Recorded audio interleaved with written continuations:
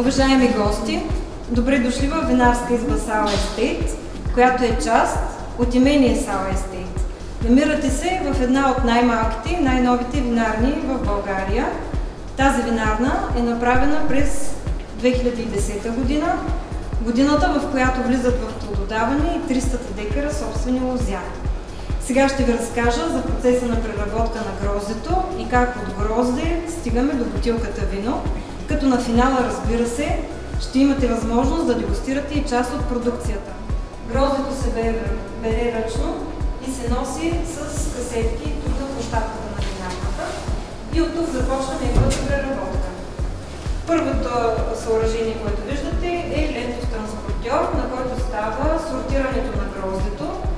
Сортиране означава премахване на всички излишни неща, загнили зърнца, листа, някакви сухи клечки. Всичко това се отстранява, за да може след това в гроздомелачката да постъпи само чисто грозде. Гроздето пада в този кош и с маркуче се придвижва към следващия етап. Гроздовата каша от бялото грозде минава през топлообменник, който е тип тръба в тръба. В този топлообменник смъкваме температурата на кашата до 8-10 градуса. Това е абсолютно задължително, за да можем след това да проведем процеса на стойване в пневматичната преса. От топлообменника кашата влиза в пневматична преса, която е с обем около 2 тона и тук престоява различно време, в зависимост от сорта, който преработваме в момента. Гроздето може да престои от 2 до 4, 6, 8, дори до 24 часа в тази преса. Изцеждаме сока, който изтича на самоток и го слагаме в тези ферментатори. За бялото грозде е характерно това, че сока ферментира отделно от твърдите части. След като започнем да надуваме балона на пресата, т.е. започваме през процеса на пресоване, този сок, който се отдели по време на пресоването, не се използва за вино. Както ви споменах, преработването на бялото и на червеното грозде става по различен начин. Червеното грозде не минава през пневматичната преса, а директно постъпва в тези ферментатори, които са специално конструирани за нас, по наша поръчка. Имат вътрешни наклонени решетъчни дъна, които задържат гроздовата каша и под тази решетка изтича сока. Горните им капаци също могат да се отстраняват. Това ни улеснява изключително много при процеса на разбъркване и на рециркулация на сока или на вече готовото червено вино.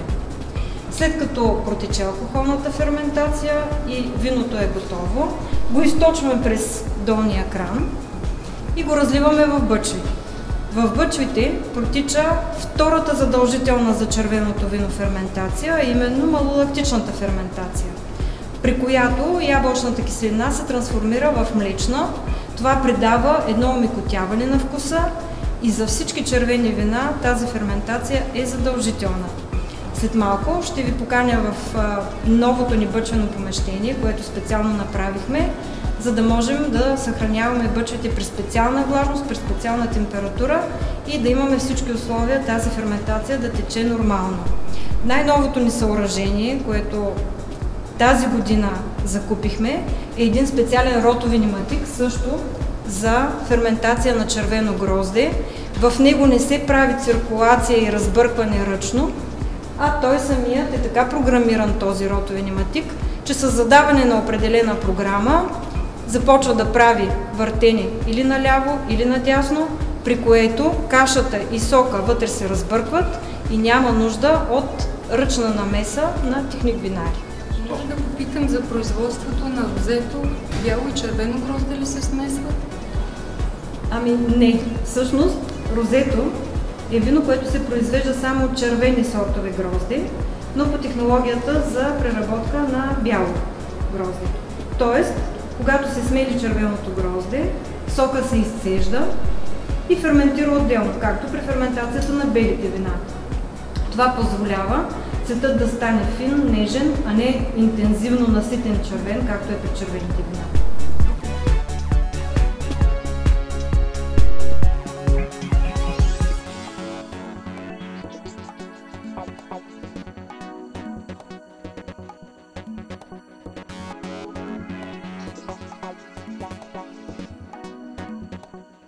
специално изградена система хигроконтрол, виждате дюзата там в ъгъла, която поддържа влажността в помещението. В момента е зададено тя да бъде 70%. Това е изключително важно за качеството на виното, а и за загубите, които претърпяваме от това, че виното се съхранява в бъчви. Можете да видим какъв фъс?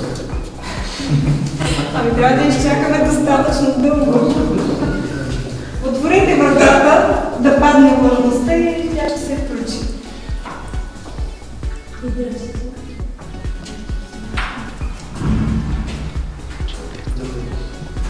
Това помещение е изградено тази година. То е допълнение към съществуващата винарна. Направихме го с цел, за да можем да съхраняваме по-голямо количество бъчви, така че да има възможност виното да отлежава не само 8-12 месеца, а и по-дълго. Бъчвите са разположени върху една специална система, Offline се казва, която също е закупена от Франция тази година. Всички бъчви, които виждате в тази част на помещението, са чисто нови, т.е. закупени са тази година от 3 френски бъчварници. Това също е наша нова придобивка. Бъчва, която е 3000 литра, 30 хектолитра. И в нея смятаме да правим купажи от вината, които отлежават в малките дъбови бъчви. Бъчвите са с вместимост 225 литра. Това е стандарта за барик. Всички са от дъбово дърво и така както си ги поръчахме, дървесината е отлежавала 36 месеца при естествени атмосферни условия, за да се отмият всички водоразтворими компоненти и да останат само тези, които са полезни за виното. А каква температура се поддържа в залата? В зависимост от това какъв процес тече в момента, се поддържа различна температура. Ако тече алкохолна ферментация, температурата трябва да е ниска, между 10 и 15 градуса. Ако тече малолактична ферментация, както в момента, температурата трябва да е около 20 градуса, 20-22 е оптимална температура, а след това за самото съхранение на готовото вино около 16-18 е оптимална температура. Колко се спестява от използване на системата за хидроконтрол, което потенциално бъчвите биха изпили през наличната такава система? Около 10% от количеството на виното, което е в бъчвите, се спестява с хидроконтрола. Друго, което искам да ви кажа и да ви обърна внимание, сигурно забелязвате, че по самите бъчви има едни буквички. Тези буквички означават степента на изпичане на дъгите от вътрешната страна на бариците. Това е така нареченото ароматно изпичане и е на различни степени, в зависимост от температурата, при която е направено вгарянето. L означава light, M означава medium, M плюс е същото, на същата температура, само че по-дълго време, и H означава heavy, т.е. силно изпичане. Тук сме подбрали бъчви с различна степен на изпичане, за да се получат по-комплексни, по-интересни вина и с повече аромати. Колко пъти може да ги се зареждат? Оптималното е до 3 пъти да се зарежда една и съща бъчва, като след това трябва да се направи престъргване на дъгите или ново обгаряне. На самия съд се поддържа в добро състояние, може и 4 и 5 пъти, като при нас тази е 4-та реколта и си сменяме старите бъчви с нови. Да. До 3 пъти е идеалният вариант. А когато евентуално е прекъсне електроенергията, как поддържате температурата на помещението? Имаме закупени генератори, които веднага се включват и нямаме прекъсване на електроенергията.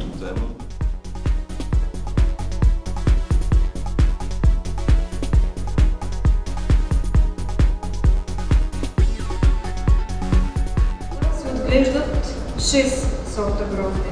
4 бели, това са Шардоне, Совиньон Блан, Раминер и Ризлинг, и 2 червени, Пино Нуар и Каберне Фран.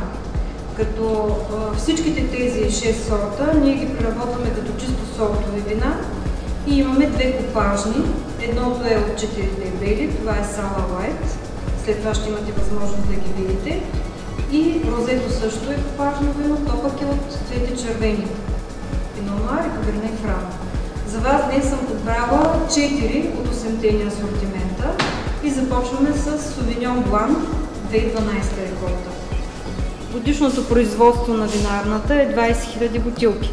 В тези 20 000 бутилки са включени и 8-те асортимента. Абсолютно бутиково производство. Така, моля да пристъпим към дегустацията на Совиньон Блан. Ако някой до сега не е присъствал на дегустация на вино, само с 2 думи ще обясня.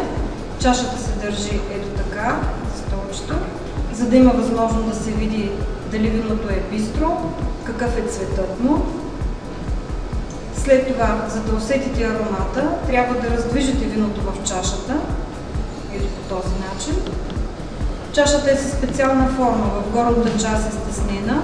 Това позволява да се концентрира аромата и когато човек я поднесе към носа си, да усети наистина силата на аромата и ако има, разбира се, някакви дефекти във виното.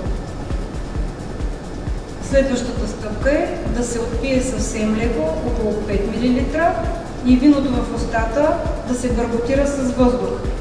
Това е едно специфично движение, което много хора не могат да възприемат. Аз ще ви го покажа след малко, но то е абсолютно задължително, за да може да се усети структурата на виното.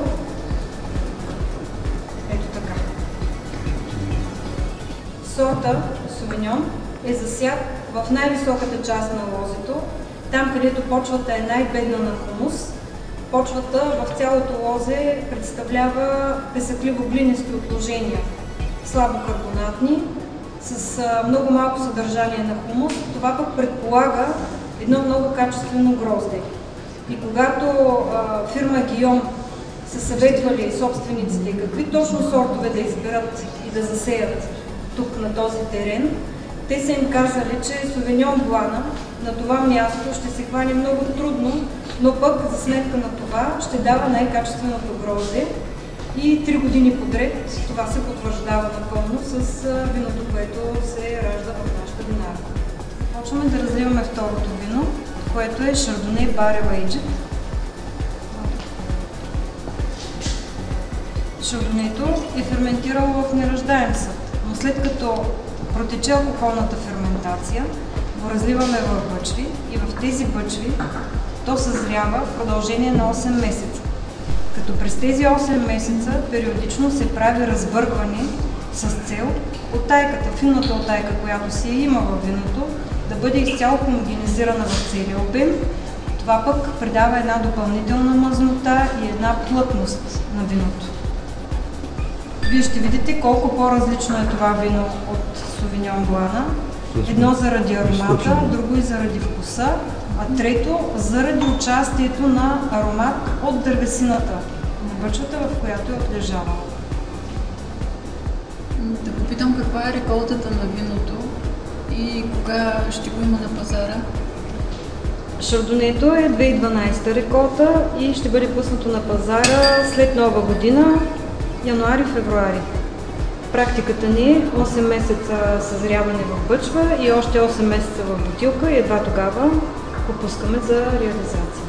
За ферментацията в бутилката има ли някакви специални изисквания за съхранението? За отлежаването? Да. Отлежаването трябва да бъде при легнало положение на бутилката, за да може тапата през цялото време да се мокри от виното, така че да не навлиза голямо количество въздух и съответно кислород към самото вино, защото голямото количество въздух предполага и бързо окисляване на виното. Следващото вино, което разливаме в чашките, е Розе 2012 реколта.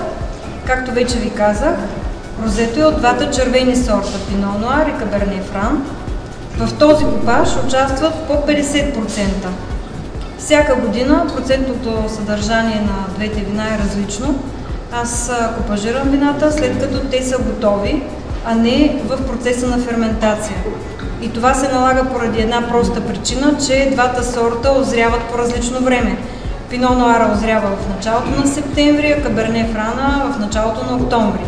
И няма как те да ферментират заедно. Затова копажа се прави след като вината са готови. За технологията ви разказах. Прави се от червено грозде по технологията за производство на бяло вино, затова и цвета остава блед розов. Няма стандарт за цвета на розето, да ви кажа. Правят се от много бледо розови вина, почти като бели, до много интензивно наситено розови, почти като червени. Всичко, което технолога усеща като желание да покаже, го прави с виното розе. Тоест има възможност за много голямо вариране. В това вино цветът е малко към интензивните, но смятам, че той отговаря и на аромата, и на вкуса. Като го опитате, ще видите, че има интензивен плодов аромат, а вкусът е плътен и екстрактивен. Как се постига този цвят? Този цвят се постига след като се смели червеното грозде и се задържи известно време сока с ципите, след това се изцежда сока и ферментира отделно от ципите. Продължителността на задържане на сока с ципите определя и интензивността на самия цвят на розето. Точно това е с 36 часа задържане с ципите. Към последното вино в днешната дегустация, Каберне Фран, 2011 реколта. Виното вече е разлято в чашите ви. По принцип, червеното вино трябва да се дегустира на малко по-висока температура, отколкото белите вина. Това се прави с цел да не изпъкват киселините на виното, а да се усети кадифеността на фенолите.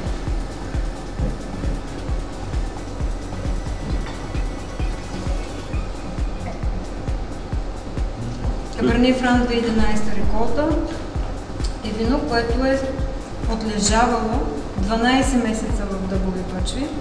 Бутилирано е миналата година ноември месец, т.е. цяла година вече е в бутилка. Нещо искате да питате? Аз искам питам тук някакви кръчи да се появят. Това са сълзи, така наречените сълзи. Такива сълзи се появяват, когато алкохолното съдържание на виното е на 13% и нагоре. Това вино специално е с около 14% алкохол. Гроздето беше много добре озряло, с захарност около 24% и съответно алкохола е 14%.